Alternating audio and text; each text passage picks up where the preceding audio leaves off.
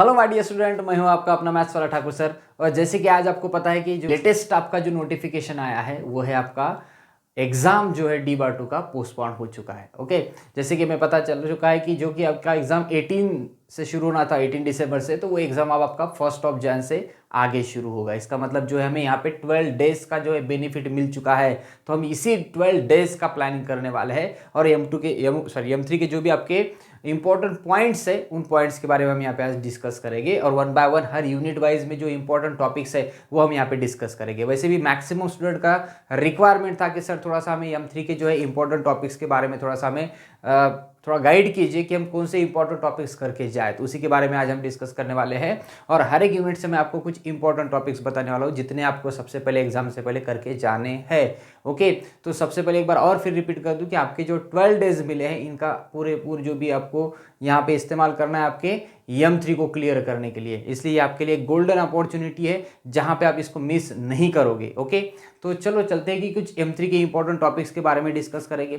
ठीक है, अब हमें पता है कि टोटल M3 में अगर बात की जाए तो टोटल 3 यूनिट्स जो है आपके फर्स्ट, ओके, जिसमें हम देखेंगे कि Laplace transform, then inverse Laplace transform and Fourier transform, ये ट्रांसफॉर्म्स वाले 3 यूनिट्स है। उसके बाद अगर फोर्थ यूनिट देखा जाए तो वो है आपका PD, partial differential equation and its application, और लास्ट वाला यूनिट देखा जाए तो वो है आपका complex variable, function of complex variable. ठीक है, तो ऐसे टोटल 5 यूनिट्स है, तो मैं टोटल 5 यूनिट्स के बारे में बताऊंगा आपको वन बाय वन कैसे यहाँ पे आपको जो है टॉपिक्स करने हैं। ठीक है, तो सबसे पहले अगर मैं यूनिट 1 की बात कर दूं जो कि है आपका यहाँ पे लाप्लास ट्रांसफॉर्म। ओके, तो लाप्लास ट्रांसफॉर्म में अगर देखा जाए तो कौन कौन से टॉपिक्स है कि जिसपे आपको एग्जाम में क्वेश्चन पूछे जाते हैं। Okay, most of the important thing ये रहेगा। सिलेबस अगर देखोगे तो बहुत सारे पॉइंट दिखेंगे, लेकिन उतने सारे पॉइंट यहाँ पे है ही नहीं। छोटी छोटी प्रॉपर्टीज है उसको भी सिलेबस में मेंशन किया गया है, लेकिन उतने सभी टॉपिक्स डिटेल में करने की जरूरत नहीं है। वो सब कुछ बेसिक है, जितनी भी प्रॉपर्टीज है this all are the basic things, but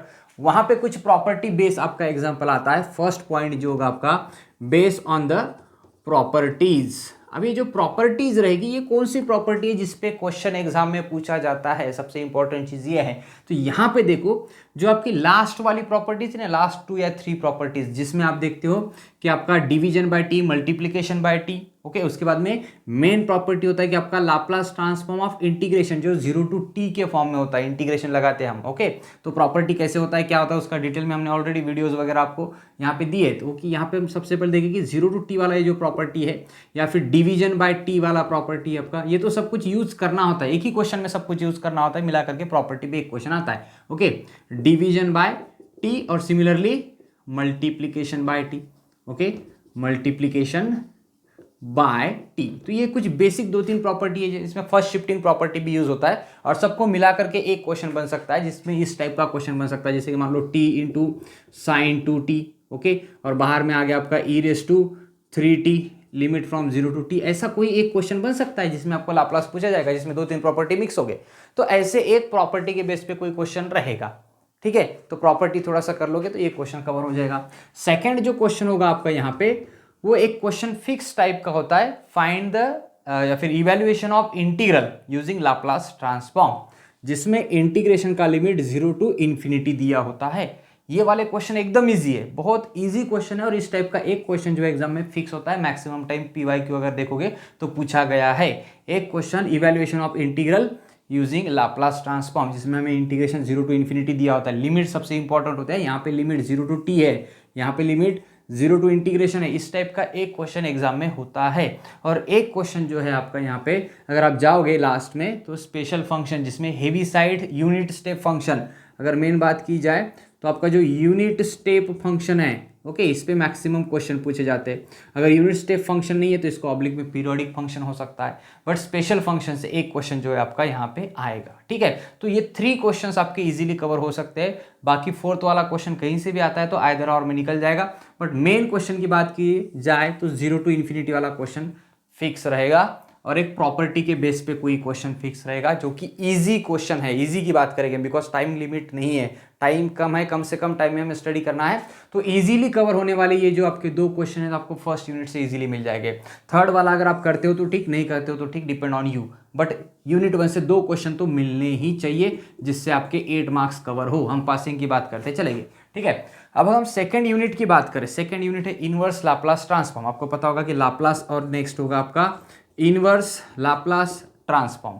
अब इनवर्स और लाप्लास, लाप्लास अगर क्लियर है तो इनवर्स आ जाएगा easily, okay, because property exact opposite है।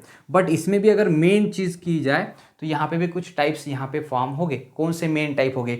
एक तो आपका अगेन है प्रॉपर्टी, बट प्रॉपर्टी पे ज़्यादा क्वेश्चन नहीं होते यहाँ पे सेकेंड यूनिट में देखा जाए तो, बट फिर भी प्रॉपर्टी थोड़ी बहुत ओवरलुक करके रखो।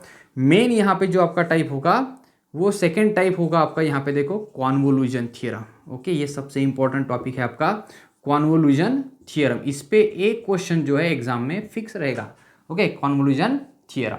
मैक्सिमम टाइप क्वेश्चन इस पे आते हैं और हमने इसका जो है आपका वीडियो ऑलरेडी हमने इस चैनल पे अपलोड कर दिया है, ओके, तो आप वहाँ से भी इस कॉन्वोल्यूशन थ्योरम का स्टडी कर सकते हो। और इसके मैक्सिमम पीवाईक्यू भी हमने अपना जो ऐप है जिसमें हमने ऑलरेडी ये चीज़ अवेलेबल कर दी है। कॉन्वोल्यूशन का एक क्वेश्चन रहेगा। उसके बाद में देखो आपके पास आता है पार्शियल फ्रैक्शन, पार्शियल फ्रैक्शन। तो पार्शियल फ्रैक्शन वाला जो आपका टाइप है इस पे भी एक क्वेश्चन एग्जाम में रहेगा और एक क्वेश्चन जो बनेगा वो रहेगा आपका एप्लीकेशन। ये भी सिंपल टाइप है आपका एप्लीकेशन वाला, application of inverse Laplace transform. यहाँ से एक क्वेश्चन रहेगा। ऐसे टोटल 4 क्वेश्चंस रहेंगे, कोई भी 3 सॉल्व करने, बट मेन जो टाइप रहेगा आपके ये 3 टाइप्स रहेंगे जहाँ से आपको क्वेश्चन मिलेगा। मिनिमम 2 क्वेश्चन तो इजीली मिल जाएंगे, जिसमें एक कॉन्वोल्यूशन हो सकता है तो पार्शियल फ्रैक्शन हो सकता है, दोनों में से, या फिर थर्ड वाला तो पार्ट यहाँ तो होता ही है क्वेश्चन, ठीक है। तो 3 टाइप पे जो है क्वेश्चन आपको एग्जाम में आएंगे। टोटल 4 हो गए। अगर एनी 3 सॉल्व करना है तो तीनों में से कोई भी आप यहाँ पे सॉल्व कर सकते हो मिनिमम। ये तो ऑल 3 टॉपिक्स आर इजी, तीनों भी इजी है, बट मिनिमम यहाँ से भी आप 2 क्वेश्चन तो इजीली सॉल्व कर सकते हो यूनिट 2 से। मतलब आपका यहाँ पे भी कितना मार्क्स कवर हो जाएगा? 8 मार्क्स कवर हो जाएगा। टोटल मिला करके यहाँ तक पहुंचे हम 16 मार्क्स यूनिट 1 और 2 में। एक क्वेश्चन को छोड़ दो, टोटल 4 में से हम 2 ही सॉल्व कर रहे हैं, 50% चांस ले रहे हैं हम, ओके। इसके बाद हम चलते हैं यूनिट नंबर 3 पे, ओके। यूनिट 3 की अगर बात की जाए, चलो यहाँ पे चलते साइड में। यूनिट 3 की अगर बात की जाए, यूनिट 3 आपको पता है आपका है Fourier transform, okay, Fourier transform.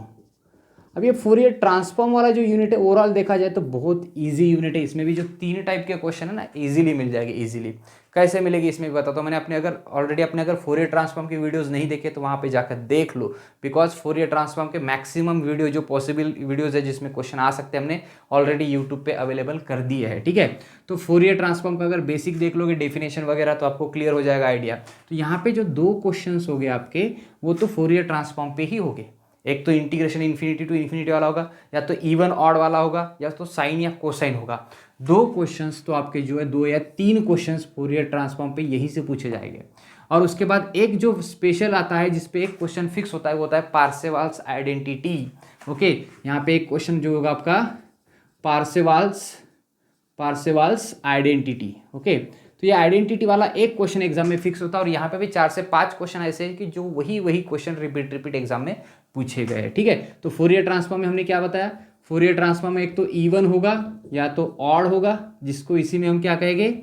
Sign, या फिर उसी को हम कहेंगे कोसाइन। इवन ऑड के फॉर्म में होगा या तो साइन कोसाइन के फॉर्म में होगा। और फर्स्ट जो होगा आपका टाइप वो इंटीग्रेशन 0 टू इन्फिनिटी वाला होगा। तो 3 क्वेश्चन यहीं से आ जाएंगे, एक क्वेश्चन पार्सेवल्स का आ जाएगा। यूनिट 3 ओवर, इतना ही है यूनिट 3 में, बाकी कुछ ज़्यादा करने की जरूरत नहीं है। पार्सेवल्स को कर लो, इवन ऑड और साइन कोसाइन को कर लो, आपका यहाँ पे टॉपिक कवर हो जाएगा, ठीक है। यूनिट 3 इस तरह से आप इजीली कवर कर सकते हो। 2 क्वेश्चन तो यहाँ पे भी मिल जाएगा आपको, 2 नहीं तो मिनिमम एक क्वेश्चन इवन ऑड वाला तो कहीं नहीं गया, साइन कोसाइन वाला फिक्स है, या तो पार्सेवल्स भी आपका फिक्स है। 2 क्वेश्चन तो मिलना ही चाहिए यहाँ से, ओके। तो यहाँ पे भी कितना हो रहा है आपका? टोटल 8 मार्क्स यहाँ पे भी कवर हो रहा है, ओके। अब चलते हैं 4th यूनिट के बाद, ओके। 4th यूनिट की अगर बात की जाए तो 4th यूनिट है आपका PDE, partial differential equation and its application.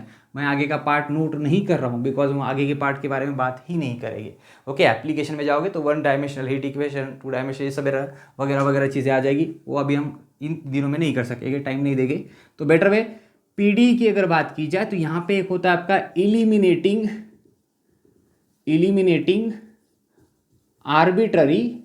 Arbitrary constant, okay, constant, और इसी के साथ आता है फंक्शन, इलिमिनेटिंग आर्बिटरी फंक्शन। तो इस टाइप का एक क्वेश्चन रहेगा।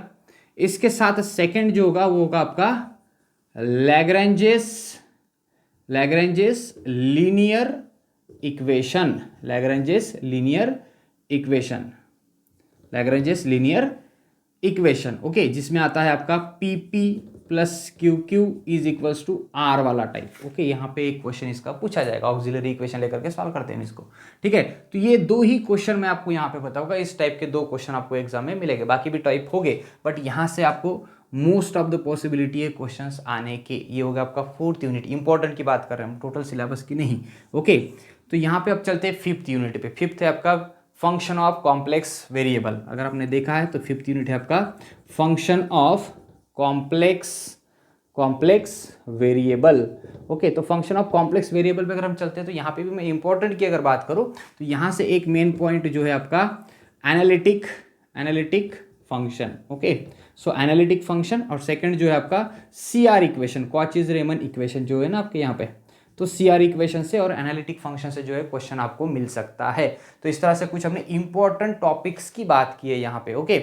और यहाँ पे अगर बात की जाए बाकी अगर डिटेल में सिलेबस की तो बहुत सारा सिलेबस है, बट हम यहाँ से मिनिमम क्वेश्चन की बात करेंगे। तो हर यूनिट से अगर हम देखा जाए तो 2 क्वेश्चन मिनिमम इजीली सॉल्व कर सकते हैं, मिनिमम 2 क्वेश्चन की बात कर रहे हैं, जिसका मतलब टोटल अगर 5 यूनिट्स है तो 5 और हम यहाँ पे सॉल्व करेंगे 10 क्वेश्चंस, और 10 क्वेश्चंस अगर हम सॉल्व करते हैं इसका मतलब 40 मार्क्स का पेपर हम इजीली अटेम्प्ट कर सकते हैं, और अगर 40 मार्क्स का अटेम्प्ट कर सकते हैं तो 30+ मार्क्स मिल सकते हैं इन एन एवरेज स्टूडेंट को, ओके। लेकिन इससे भी अगर आपका 50% पॉसिबिलिटी अगर हो जाए, सर हम नहीं कर सकते हैं इतने भी, तो मिनिमम आपको एक एक क्वेश्चन तो एक यूनिट से मिल जाएगा, एक टॉपिक भी अगर परफेक्ट करते हो तो 5 क्वेश्चंस आप सॉल्व करते हो, मान लो 5 क्वेश्चन सॉल्व किए तो कितने मार्क्स के हुए, 20 मार्क्स के। ये तो फिक्स 20 आपके, आपने एक्यूरेट सॉल्व किया, आपने स्टडी करके सॉल्व किया, 20 मिले।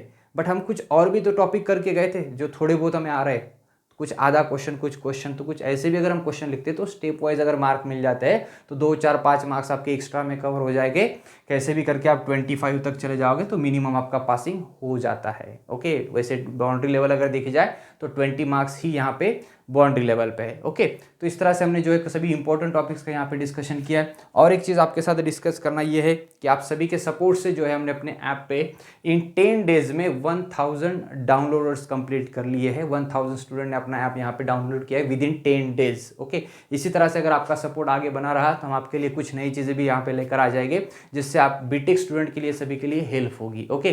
तो हम अपने सब्जेक्ट को लेकर चलेंगे, उसके साथ साथ कुछ नई चीज़ें ऐड करनी है, जैसे कि आपका अगर सपोर्ट रहा, कुछ सजेशंस रहे तो हम वो भी चीज़ यहाँ पे आपके लिए लाने की कोशिश करेंगे, ओके। तो आई होप कि आपको ये जो क्वेश्चन है यहाँ पे ये सभी चीज़ें समझ में आ गई है। अब इसके बाद अगर आपको स्टडी करना है तो इसके लिए आप ऑप्शन ये चीज़ है कि अगर आपने अब तक कुछ नहीं किया है तो आप लोगों के लिए हमने अपना ऐप जो है ऑलरेडी डेवलप करके रखा है, जहाँ पे ये कोर्स जो है आपका M3 का ऑलरेडी अवेलेबल है। अगर आप जाना चाहते हो, देखना चाहते हो तो आप जाकर के डेमो लेक्चर्स अटेंड कर सकते हो, नोट्स अवेलेबल कर दी गई है इंपॉर्टेंट क्वेश्चंस की, और आपको डिटेल में अगर स्टडी करना है इन सभी टॉपिक्स का तो आप अपने ऐप में जो अपना कोर्स है वो भी परचेस कर सकते हैं, मिनिमम कॉस्ट में रखा है। और हमने अभी 10 जो फर्स्ट 100 स्टूडेंट है उनके लिए एक स्पेशल डिस्काउंट उसमें और अवेलेबल कर दिया है। अगर आप लेना चाहते हो तो डिस्क्रिप्शन में जो आपको नंबर दिया है उस नंबर पर आप कॉन्टैक्ट कर सकते हो, ओके।